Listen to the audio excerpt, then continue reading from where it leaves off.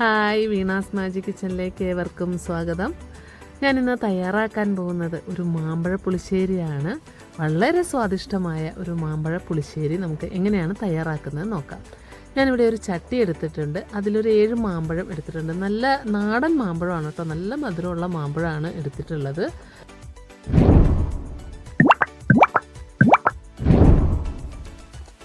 ഇതിലേക്കൊരു 1/4 ടീസ്പൂൺ മഞ്ഞൾപ്പൊടിയും 1 ടീസ്പൂൺ അളവിൽ മുളക് പൊടിയും ചേർത്ത് കൊടുക്കുന്നുണ്ട്.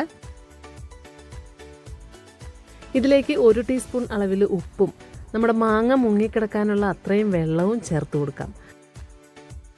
ഇതിൻ്റെ കൂടെ തന്നെ ഞാനൊരു കഷ്ണം ശർക്കര കൂടി ചേർത്ത് കൊടുക്കുന്നുണ്ട്. ശർക്കര ഇല്ലെങ്കിൽ നമുക്ക് ലാസ്റ്റ് കറിയുടെ താളിക്കുന്ന സമയത്ത് നമുക്ക് കുറച്ച് പഞ്ചസാര ചേർത്ത് കൊടുത്താലും മതിയാവും. ഇങ്ങനെ അടച്ചു വെച്ച് വേവിച്ചെടുക്കാം. ഈ സമയത്ത് നമുക്ക് കറിയിലേക്ക് വേണ്ട അരപ്പ് തയ്യാറാക്കാം. അതിനായിട്ട് ഒരു മിക്സിയുടെ ജാറിലേക്ക് 1 കപ്പ് അളവിൽ തേങ്ങ എടുത്തിട്ടുണ്ട്. ഇതിലേക്ക് 1/4 ടീസ്പൂൺ അളവിൽ ജീരകവും 1/4 ടീസ്പൂൺ മഞ്ഞൾപ്പൊടിയും കുറച്ച് വെള്ളം ചേർത്ത് നമുക്ക് നന്നായിട്ട് അരച്ചെടുക്കാം. അരയാനുള്ള അത്രയും വെള്ളം മാത്രം ചേർത്താൽ മതി. നന്നായിട്ട് അരച്ച് മാറ്റിവെക്കാം. ഇപ്പോൾ നമ്മുടെ കറിയൊക്കെ നന്നായിട്ട് തിളച്ച് വന്നിട്ടുണ്ട്. നമുക്ക് വെള്ളം കൂടുതലാണെങ്കിൽ ഈ സമയത്ത് നമുക്ക് തുറന്ന് വെച്ച് വറ്റിച്ചെടുക്കാം. മാങ്ങയൊക്കെ നന്നായിട്ട് വെന്ത് വന്നിട്ടുണ്ട്. ഇതിലേക്ക് നമുക്ക് അരച്ച് വെച്ചിരിക്കുന്ന അരപ്പ് ചേർത്ത് കൊടുക്കാം. നമ്മളിതിലേക്ക് വേറെ എക്സ്ട്രാ വെള്ളം ഒന്നും ചേർക്കുന്നില്ല. അരപ്പ് ചേർത്തതിന് ശേഷം നന്നായിട്ട് ഇളക്കി കൊടുക്കാം. ഈ കറി നന്നായിട്ടൊന്ന് തിളച്ച് വരട്ടെ.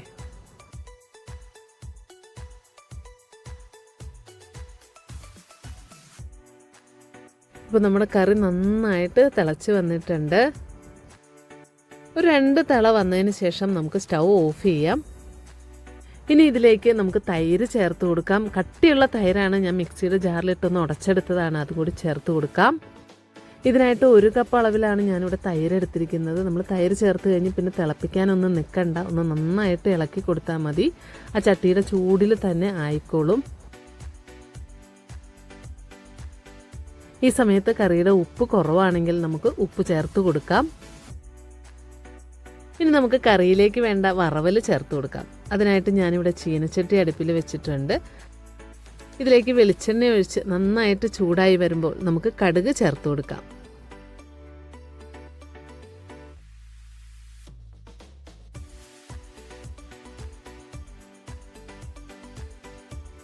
കടുകൊക്കെ പൊട്ടി വരുമ്പോൾ ഇതിലേക്ക് നമുക്കൊരു 1/4 ടീസ്പൂൺ അളവിൽ ഉലുവ ചേർത്ത് കൊടുക്കാം. ഇതിലേക്ക് ഒരു 3-4 വറ്റൽ മുളക് ചേർത്ത് കൊടുക്കുന്നുണ്ട്. ഇവിടെ തന്നെ നമുക്ക് കുറച്ച് കറിവേപ്പില കൂടി ചേർത്തിട്ട് നമുക്ക് ഈ താളിപ്പ് കറിയിലേക്ക് ചേർത്ത് കൊടുക്കാം.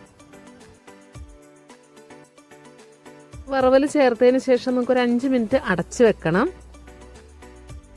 വളരെ ടേസ്റ്റി ആയിട്ടുള്ള മാമ്പഴ പുളിശ്ശേരി ഇവിടെ റെഡി ആയിട്ടുണ്ട്. നിങ്ങളെല്ലാവരും ഇതൊന്ന് വീട്ടിൽ ട്രൈ ചെയ്ത് നോക്കണം. നിങ്ങൾക്ക് എൻ്റെ വീഡിയോ ഇഷ്ടപ്പെടുകയാണെങ്കിൽ ലൈക്ക് ചെയ്യണം, ഷെയർ ചെയ്യണം, സബ്സ്ക്രൈബ് ചെയ്ത് സപ്പോർട്ട് ചെയ്യണേ. താങ്ക്